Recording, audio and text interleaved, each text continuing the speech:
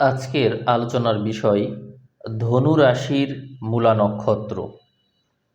ধনু রাশিতে আহ, জানুয়ারির শুরুতে অনেকগুলো আমরা গ্রহ দেখেছিলাম। এখন ফেব্রুয়ারি মাসে যদি চলে যাই শুরুতেই দেখতে পাচ্ছি ধনুতে বিশেষ কোনো গ্রহ নেই, তবে বৃহস্পতির দৃষ্টি আছে। এক্ষেত্রে নাক্ষত্রিক আলোচনা হবে, এই জন্য আপনাদের মূল নক্ষত্র হচ্ছে কেতু। আমরা কেতুকে সিংহতে দেখতে পাচ্ছি, তবে এই কেতু আছে শত্রু নক্ষত্রে অর্থাৎ শুক্রের নক্ষত্রে। আর আপনাদের রাশির অধিপতি হলো বৃহস্পতি। বৃহস্পতিকে বিপরীত দিক থেকে দৃষ্টি দিতে দেখা যাচ্ছে রাশিতে। তার মানে হলো এই যে আহ, এই সময়টা মূলত আপনাদের জন্য দুটো বিষয়ে ভালো। একটা হলো বিজনেস, আর একটা হলো বিবাহ। এই দুটো বিষয়ে ভালো। তো 2026 সালের জুন মাস পর্যন্ত যে টাইমটা থাকছে, এই টাইমের মধ্যে যদি আপনারা অবিবাহিত থাকেন তাহলে বিবাহ করার চান্স অনেক বেশি। তো সেক্ষেত্রে আপনারা এই বিবাহের বিষয়ে পদক্ষেপ নিতে পারেন। এখানে অনেকেই জানতে চাই যে কর্মভাগ্য, অর্থপ্রাপ্তি, প্রেম বিবাহ এইসব নিয়ে মূলত তাদের আগ্রহ থাকে বেশি। কিন্তু আমি গতদিন যে রাশিফলটা দিলাম স্বাতী নক্ষত্র, সেখানে আমি রবি মঙ্গলের সমস্যা সম্পর্কে বলেছি বিস্তারিত। আমি বলেছি যে রবি মঙ্গল মকরে অবস্থান করার কারণে এখানে বিভিন্ন ক্ষেত্রে আমরা আহ, রাজনৈতিক সমস্যা এবং অস্ত্র, গোলাবারুদ, নানা রকমের কোন্দল, বিক্ষোভ, কর্মসূচি, যুদ্ধ বিগ্রহ, এরকম নানান সমস্যা আমরা দেখব। তো আপনাদেরকে এই বিষয়ে আগেই সাবধান করছি যে আপনাদের টেনশনের পরিমাণটা বাড়বে। ধনুর ধনুর ঘরে বৃহস্পতির দৃষ্টি আছে, যার কারণে আপনি হয়তো অনেক কিছুই টের পাবেন না। কারণ হলো বৃহস্পতির দৃষ্টি রাশির উপর থাকছে, এই জন্য এখানে আপনি আরেকটা যে বিষয়ে সেফটি পাবেন সেটি হলো স্বাস্থ্য সুরক্ষা। স্বাস্থ্য বিষয়ে যদি কোনো সমস্যা থাকে তাহলে আপনি ওষুধের মাধ্যমে তো নিবারণ করতেই পারবেন, কিন্তু যদি নিজে একটু সচেতন হন তাহলে দেখবেন যে স্বাস্থ্যটা আরও বেশি ডেভেলপ করতে পারছে। এটি হলো আমার মতামত। তো এখন আমি কেতুর অবস্থান নিয়ে একটু কথা বলবো, কারণ হচ্ছে কেতু যেহেতু আপনাদের মূল নক্ষত্র, কেতুর অবস্থান জানা দরকার। কেতু সিংহতে আছে শুক্রের নক্ষত্রে। শুক্র কেতুর সাথে বিপরীত সম্বন্ধ স্থাপন করে থাকে, যার কারণে রিলেশনশিপ সংক্রান্ত সমস্যা আপনাদের জীবনে থাকবে। আপনারা অলরেডি রিলেশন সংক্রান্ত সমস্যায় দীর্ঘদিন ধরে ভুগছেন। তো এখন আমি দেখব এই ফেব্রুয়ারি মাসে সেই রিলেশন কোন দিকে যাচ্ছে। রাহু যেখানে বসে আছে এখানে কিছু গ্রহ আসতে দেখা যায়। সেটি হলো আমরা 6 তারিখে গেলেই দেখতে পাচ্ছি এখানে বুধ আর শুক্র আছে, আর 16 তারিখের দিকে এখানে নতুন করে রবি যুক্ত হবে। তো মাসের শেষের দিকে গেলে আরও গ্রহ চলে আসবে, মঙ্গলও এখানে চলে আসবে। তার মানে বুঝতে পারছেন যে এই কুম্ভতে অনেকগুলো গ্রহ যুক্ত হচ্ছে, মানে আপনার বিবাহের চান্স যেমন আছে, একইভাবে রিলেশন নিয়ে সমস্যায়ও আছেন। তাহলে বিষয়টা কন্ট্রাডিকশন তৈরি করলো না? তো এর আগে আমি স্বাতী নক্ষত্রের আলোচনায় বলছিলাম যে এইটা হলো এমন একটা সময় যেখানে রিলেশনশিপে তো আমরা আসলে আমাদের মধ্যে মায়া সৃষ্টি করে রাখি, একজনের প্রতি আরেকজনের মায়া থাকে। সেই মায়ার কারণে আমরা একজন আরেকজনকে ছাড়তে পারি না।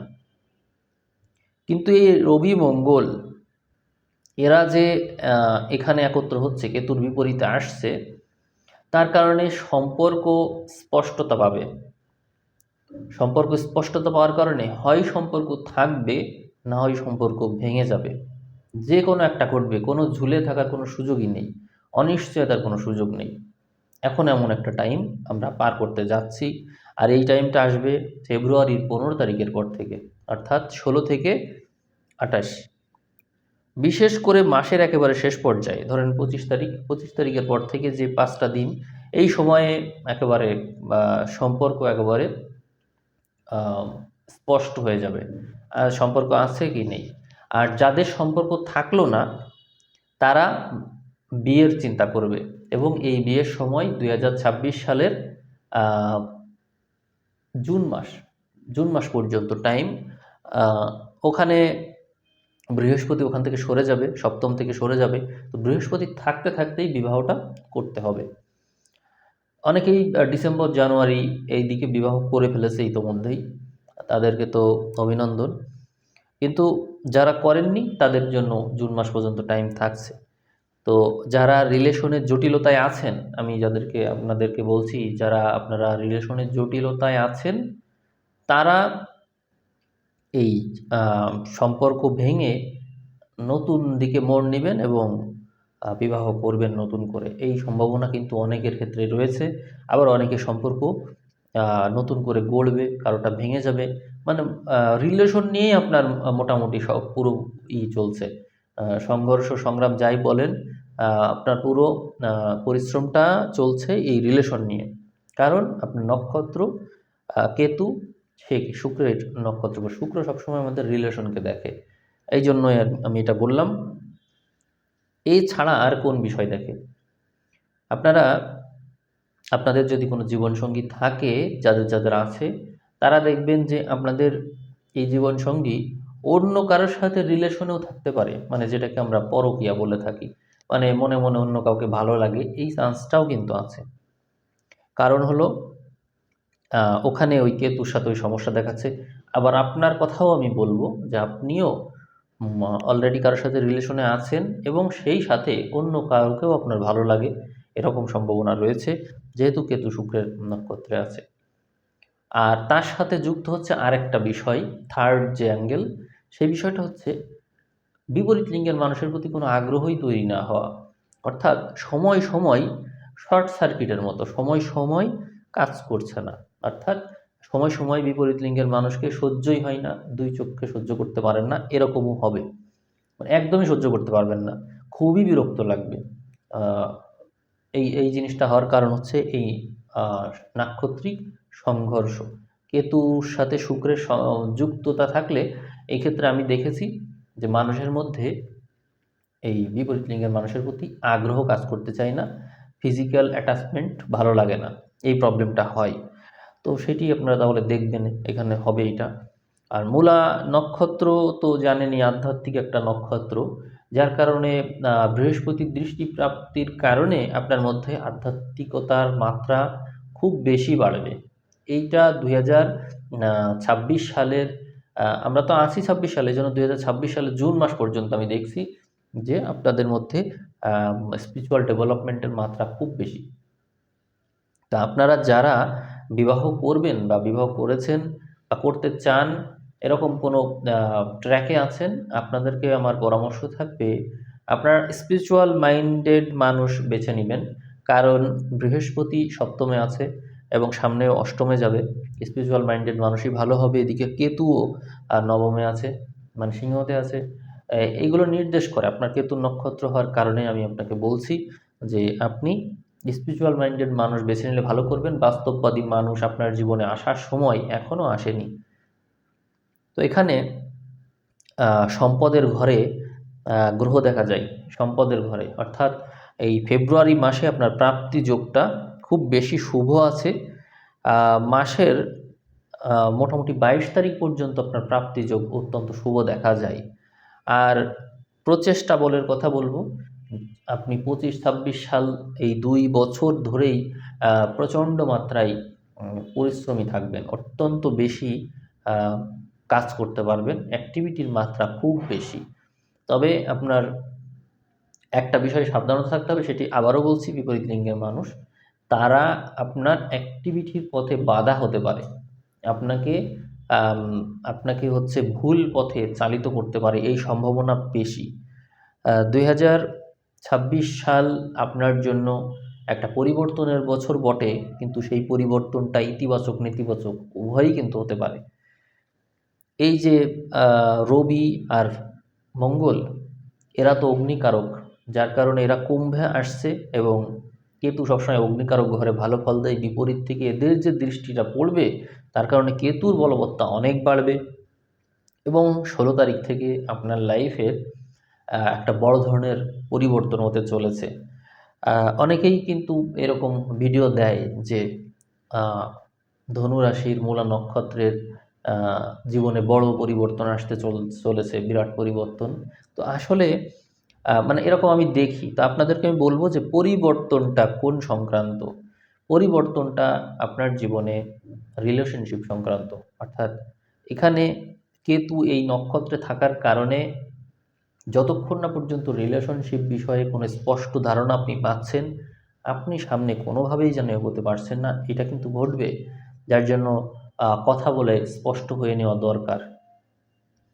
আর বৃহস্পতির দিক থেকে বলবো, বিজনেস ভাগ্যের কথা, যারা অলরেডি এই বিষয়ে সেটেল আছেন এবং ব্যবসা নিয়ে চিন্তা করছেন, তাদের বলবো যে এই বছর বিজনেস ভাগ্য আপনার জন্য খুবই ভালো। 26 সাল আপনি এখান থেকে প্রচুর পরিমাণে অর্থ আয় করতে পারবেন, এমনকি আপনি বাড়ি তৈরি করতে পারবেন, গাড়ি কিনতে পারবেন, বাড়ি কিনতে পারবেন, গাড়ি কিনতে পারবেন, মানে বাহনযোগ, গৃহযোগ, বাহনযোগ দেখা যাচ্ছে স্পষ্টভাবেই। আপনারা যদি আগ্রহী থাকেন তো এটা করতে পারেন, এই বিষয়ে আপনারা কাজ করতে পারেন। এখানে আহ, কেতুর বিপরীতে অনেকগুলো গ্রহ আসবে ফেব্রুয়ারির বিভিন্ন সময়ে আমরা দেখতে পাই। বিশেষ করে 6 তারিখ থেকে শুরু করতে পারেন, 6 তারিখ থেকে 28 তারিখ। এই সময়ে কেতুর বিপরীতে অনেকগুলো গ্রহ থাকছে, কেতুর বলবত্তা অনেক বাড়বে, কারণ কেতুর উপর দৃষ্টি ফেলবে এই গ্রহগুলো। এই জন্য আপনি আহ, পদোন্নতি পেতে পারেন, বদলি হতে পারে, একাধিক বিজনেসের সাথে সংযুক্ত থাকতে পারেন। তারপরে বন্ধুভাগ্য ভালো থাকবে, পার্টনারশিপে ভালো করবেন, নিজের বিদ্যা বুদ্ধির ক্ষেত্রে সকল ক্ষেত্রে উন্নতি দেখা যায়। বিদেশ ভাগ্য ভালো থাকছে, কোনো কন্ট্রাক্ট করলে সেই কন্ট্রাক্টে হচ্ছে সফল হওয়ার সম্ভাবনা বেশি। বৈদেশিক সূত্রে যদি কোনো আয়ের সোর্স থাকে, সেখান থেকে ভালো করবেন। এরকম নানান বিষয় থেকে আপনার ভালো হতে দেখা যাচ্ছে। তো এখানে আহ, শনির একটা অবস্থান দেখছি আমি এখানে, মিনে আছে। তো শনির দিক থেকে হিসাব করলে, যেহেতু শনিরটা হিসাব করতে হবে, কারণ হচ্ছে শনির ঘরে এই গ্রহগুলো থাকবে, শনি নিজ নক্ষত্রে আছে এবং শনির বলবত্তাও রয়েছে। এই জন্য আপনি আপনার এই ধনু সাপেক্ষে হিসাব করলে যথেষ্ট ভালো একটা পজিশন পাচ্ছেন, এবং এইখান থেকে শনি আপনার ঘরে কিন্তু দৃষ্টিও রেখেছে, ধনুতে দৃষ্টি রেখেছে। আপনি আমার পয়েন্টটা বুঝতে পেরেছেন কিনা? আমি বলতে চাচ্ছি যে আপনার যে রাশি, সেই রাশিতে রাশির অধিপতি তো বৃহস্পতি, বৃহস্পতি তো ধনুতে দৃষ্টি রেখেইছে। আর অন্যান্য যে মেজর প্ল্যানেটগুলো যারা আছে, এরা যার ঘরে আছে, মানে মকর আর কুম্ভে তো আছে, তো সেই ঘরের অধিপতি তো শনি। সেই শনি এই দশম দৃষ্টিতে ধনুকে দেখছে, যার কারণে ধনুকে বৃহস্পতির একটা নিয়ন্ত্রণ এবং শনির একটা নিয়ন্ত্রণ দিতে দেখা যাচ্ছে। তো এই এই দুটো গ্রহই কিন্তু আপনাকে লিড দিচ্ছে এই সময়। ফলে রাহু, বুধ, শুক্র, রবি, মঙ্গল এরা আপনার পক্ষে কাজ করতে পারবে, কারণ কেতু প্রধান যারা, তারা একটু এনার্জেটিক হলেই তারা ভালো করতে পারে। সেক্ষেত্রে এনার্জি কারক গ্রহগুলো তার পক্ষে কাজ করে। আপনারা জানেন যে মঙ্গল, রবি এইগুলো হচ্ছে কেতুর মিত্র গ্রহ। অন্যদিকে প্রচেষ্টার ঘরে রাহু ভালো ফল দেয়। শনি শনি হচ্ছে আম, এই রাহু যে ঘরে আছে, এই ঘরের অধিপতি শনি, শনি দৃষ্টি রেখেছে। ফলে আহ, আপনার সময় খুব বেশি খারাপ না। আমি লগ্ন সাপেক্ষে আলোচনা করছি না, কিন্তু নক্ষত্র সাপেক্ষে সময়টা আপনার যথেষ্ট ভালো আছে। তো আমি ভিডিও এখন আর ওইভাবে দীর্ঘায়িত করব না, কারণ আমি দেখেছি দীর্ঘ ভিডিও দিলে আলটিমেটলি সময়টাই লস হয় এবং দীর্ঘক্ষণ মানুষ দেখে না। এই জন্য আমি মানে নাক্ষত্রিক আলোচনা করে শেষ করছি। আপনারা গত মাসে ভিউয়ের দিক থেকে সেকেন্ড পজিশনে আছেন, খুবই ভালো। এটি আপনাদের এই যে দেখেন, অনেক শুরুতেই আপনাদের ভিডিও আমি দিতে পারছি। তো যদি আপনাদের এই ভিউ অতি দ্রুত আবারও বেড়ে যায়, তাহলে আপনারা এই ২৬ সালের রাশিফল তো আপনারা পেয়েইছেন। ২০২৭ সালের মূলা নক্ষত্র ধনু রাশির সামগ্রিক আলোচনা বা বিশেষ বিশেষ দিক নিয়ে আলোচনা, এই রকম ভিডিও আপনারা খুব শীঘ্রই পাবেন, যদি আমি দেখি যে আপনাদের ভিউ সংখ্যা বাড়ছে। আপনারা ভিডিও শেয়ার করবেন। আলোচনা আমি এখানে শেষ করব, তবে একটা উক্তি বিশ্লেষণ করে তারপরে শেষ করব। এখানে ১৪ নম্বর ১৩ নম্বর উক্তি বিশ্লেষণ করা যায়। ১৩ নম্বর উক্তি বলছে জ্ঞানবাণী বই থেকে, স্রষ্টার গর্ব পুরুষ, পুরুষের গর্ব নারী, আর নারীর গর্ব বাচ্চা, আর বাচ্চার গর্ব খেলনা। জ্ঞানবাণী বইয়ের এই উক্তিটা কিন্তু একটা খুবই গুরুত্বপূর্ণ উক্তি এবং বেশ মজাও লাগে শুনতে। আমি উক্তিটা আরেকবার পড়ে শোনাচ্ছি। স্রষ্টার গর্ব পুরুষ, পুরুষের গর্ব নারী, নারীর গর্ব বাচ্চা, আর বাচ্চার গর্ব খেলনা। তো আমরা দেখতে পাচ্ছি এখানে স্রষ্টা থেকে আস্তে আস্তে গর্ব বিষয়টা ট্রান্সফার হতে হতে খেলনার দিকে মোড় নিচ্ছে। অর্থাৎ আমরা যে আমাদের গর্বটা করি, আসক্তি দেখাই, মোহ দেখাই, সেটি আস্তে আস্তে আমাদেরকে কোথায় নিয়ে যায়?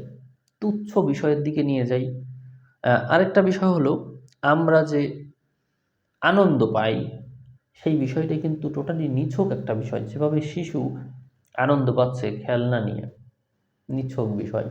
এবং কোনো কোনো একটা কোনো একটা পুরুষ, কোনো একটা নারী, এদের মধ্যে তুলনা করলে সবসময় পুরুষ জাতি নারী জাতির প্রতি আকৃষ্ট থাকে। তাদের জন্যই, তাদেরকে খুশি করার জন্যই তারা সবসময় কাজ করে যায়, তাদের প্রতি আকৃষ্ট থাকে।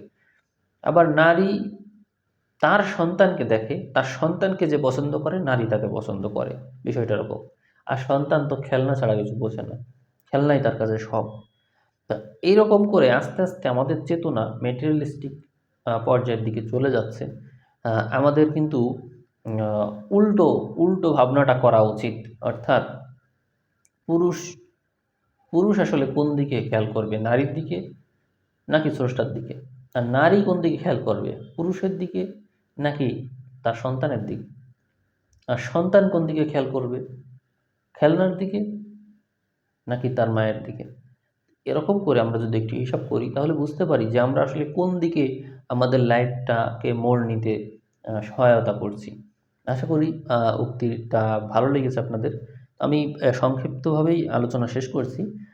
সামনে আপনাদের এই যদি রাশিফল ভালো লাগে, তো ১ সপ্তাহ পরে বা ১০ দিন পরে আপনাদের রাশিফল আবারও আপনারা পেতে পারেন, এই সম্ভাবনা অনেক বেশি। তো ঠিক আছে, সবাই ভালো থাকবেন। সবাইকে ধন্যবাদ জানিয়ে এখানেই শেষ করছি।